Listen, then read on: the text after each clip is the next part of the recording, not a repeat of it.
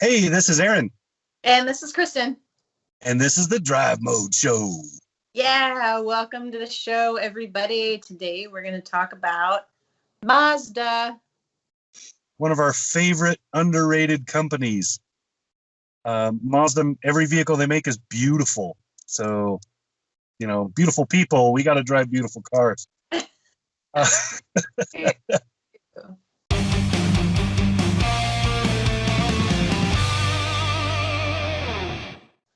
I just had the Mazda 3 Turbo, and that was a lot of fun.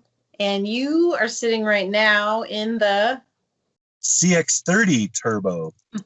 So they both use the same engine. I drove the Mazda 3 at its launch, which was, I want to say almost a year ago. It's probably more like 6 or 8 months ago.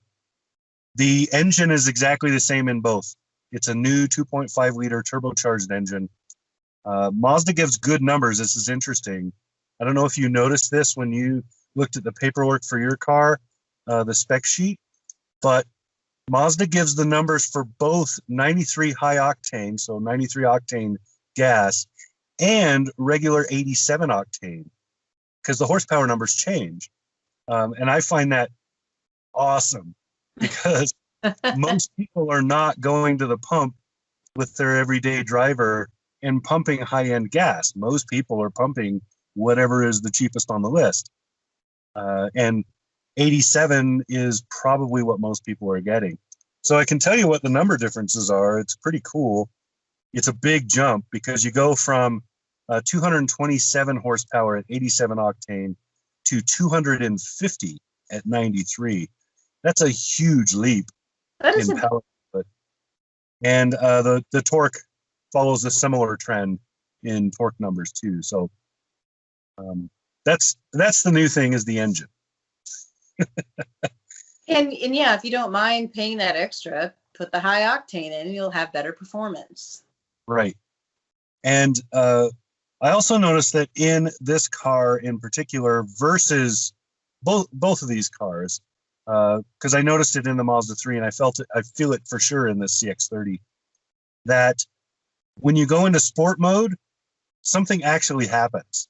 Like you can feel the engine is now more performance oriented. You can feel that the RPMs are staying higher. You feel the shifting seems a little more, I don't know, pronounced, like it really wants to be doing it. And you can feel, the fuel economy going, woo, because it doesn't care anymore. But yeah, it's one of the few cars I've been in where they have a sport mode that actually engages. So it actually feels like it's doing something. It's not just a glorified, now the instruments are red. And, Yeah, you're not like, okay, sport mode feels the same as regular mode. No, it does feel different. So another of our favorite subjects, the last time I was in this car was, well, I had it as a press loan, but when I first met this car was way back a little over a year ago when it launched. And I did an interview, if you all remember, I'll try to link to it, with Matthew Valbuena from Mazda, who's responsible for the infotainment and the audio experience. And this CX-30 was built to be a stereo, more or less. I mean, they integrated the stereo from the very beginning, even before they were doing like clay models. So right from the get-go, they wanted a really good sound system. And now the Mazda 3 has been given the same sort of treatment. So that's the other thing about this, is the stereo. Yeah, those people that were focused on making sure the audio quality was good, because that's one of the great things about these Mazda vehicles. We should probably talk about the controls in a little bit, but the sound is spectacular. Yeah, I would ask for a better control. I don't like knob infotainment controls. And it's not terribly intuitive in the Mazda. But once you find that song and start blasting it, it's awesome.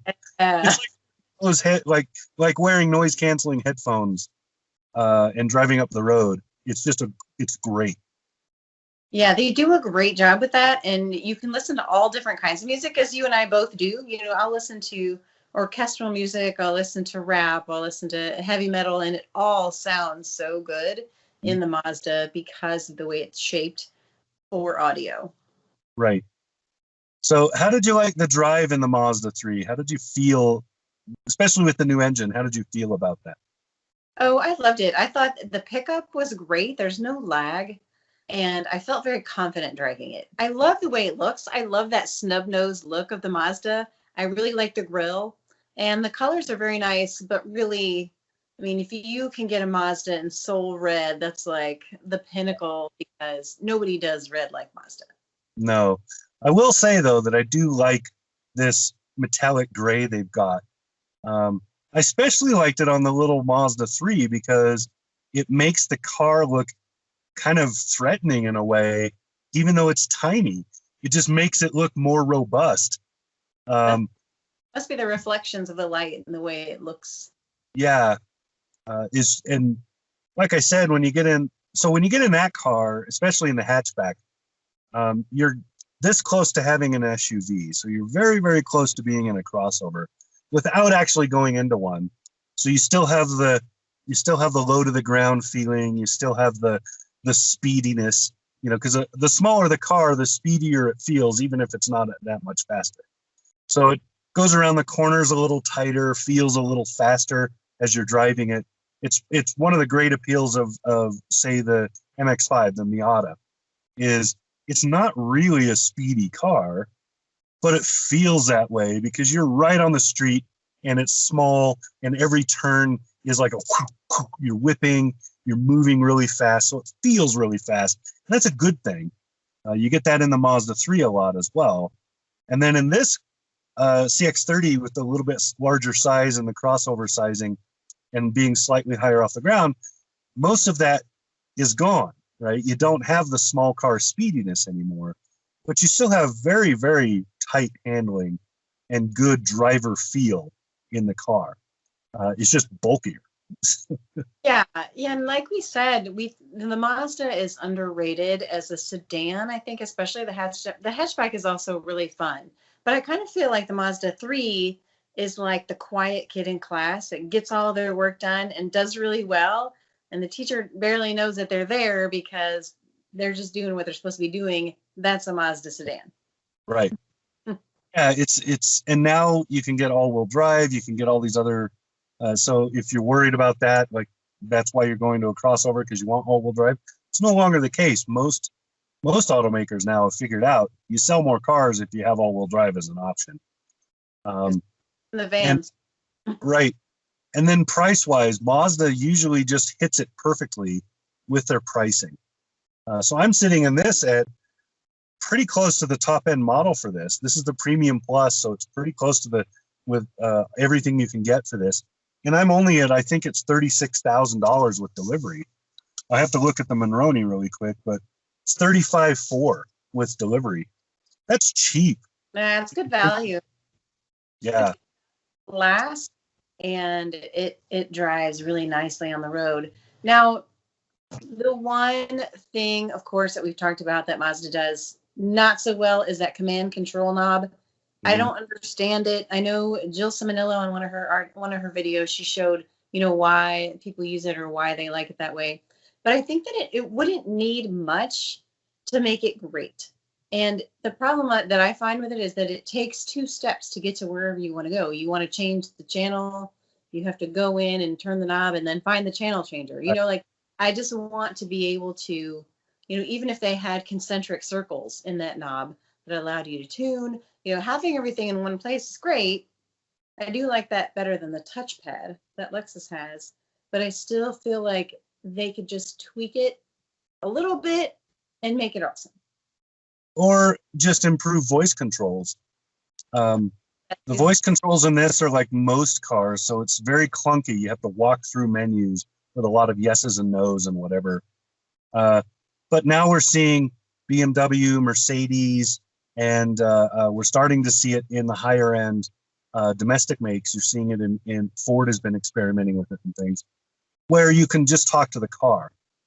And if you have, like this does, if you plug in and you have Apple CarPlay or Android Auto, you can do it that way too, where you can just talk to it for most things. And that is so awesome because it's so hands off and eyes forward, because you don't need to look at it anymore. You can say, like in a Mercedes, you can just ask for navigation as you're driving. So you don't have to like stop and then go through all the menus and set everything up and then get going again.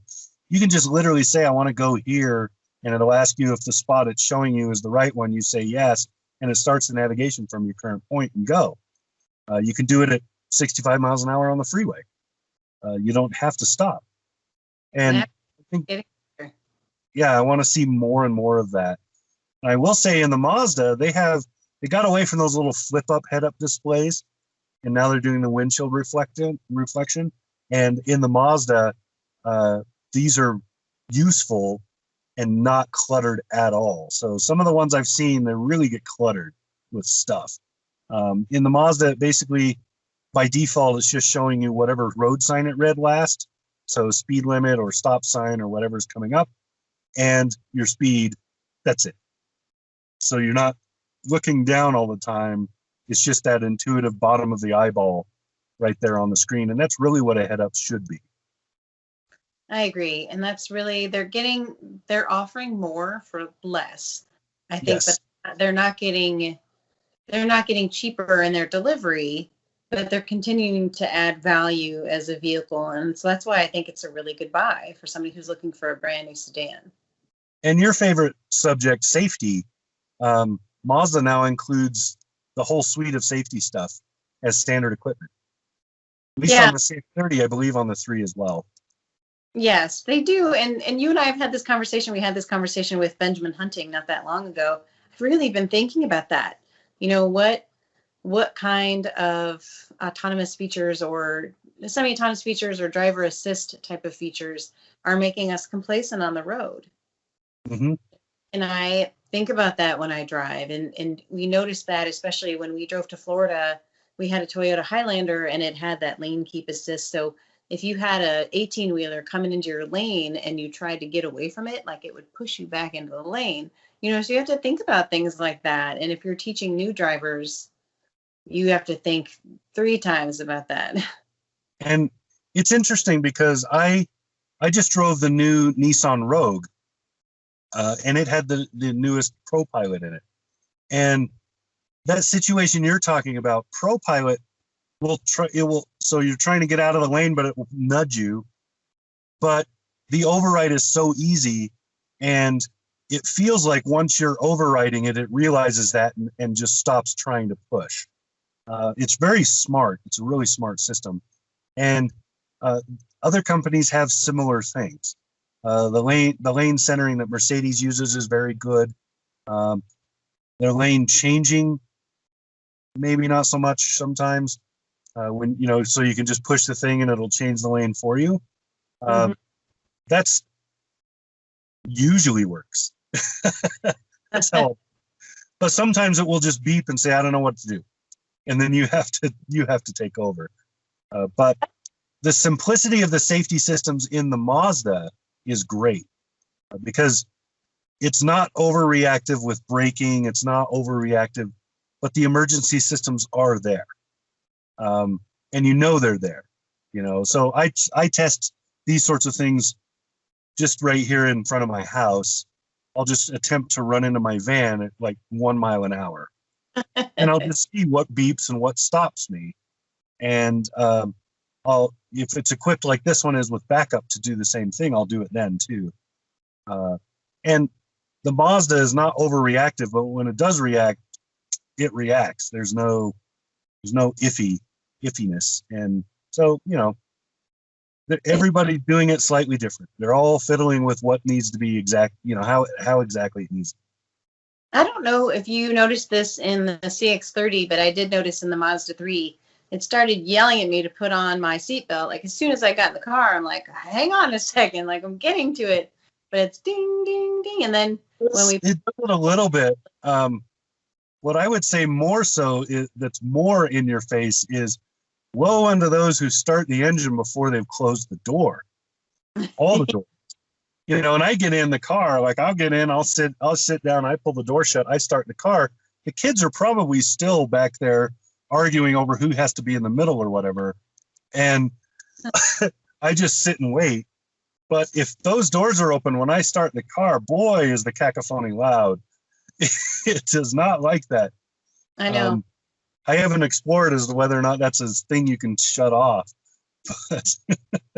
Yeah, and I had a hard time figuring out too, and I need to look at the manual, but every time I get in the car and put it into reverse, the parking brake was set up. I didn't want the parking set up every time I drove. I want to use the parking brake when I need the parking brake. And I'm sure it's just a setting, but I couldn't find it intuitively. So I'll be curious to find out why that auto resets every time. See, and I'm a parking brake. I love the parking brakes. So I park and I pull the parking brake. Even in a car that automatically sets it, I'll totally just forget that and I'll do it anyway. And then when I take off, before I shift into gear, I disengage the parking brake and then I shift into gear to drive away. That's been my habit from day one when I had farm trucks that didn't have regular brakes, right? Oh, that makes sense. You had to pull the handle. But so I haven't noticed, and I couldn't tell you if that's a setting or not.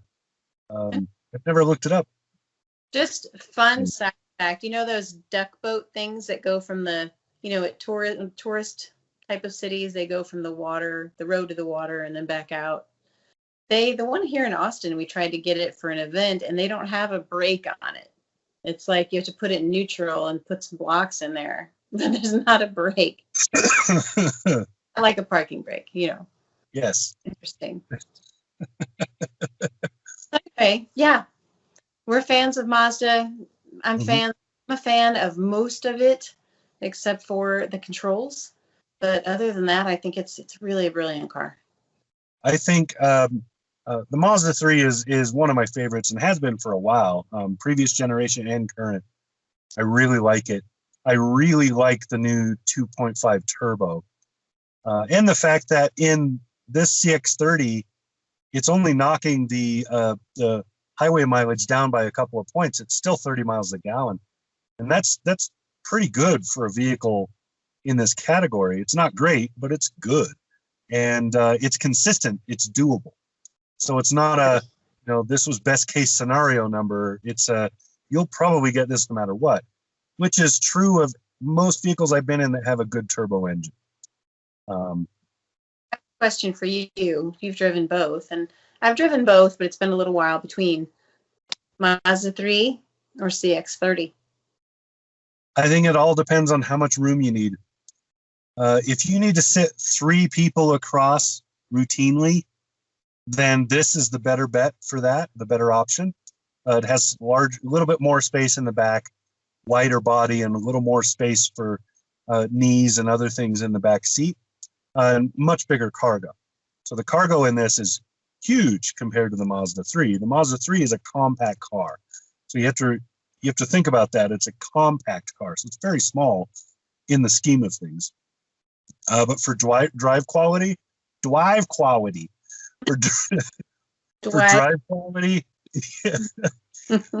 marriage is what brings up. So I got the officiant to do that at my wedding. You know that, right? Yeah. So anyway, the Mazda 3 is by far the better drive.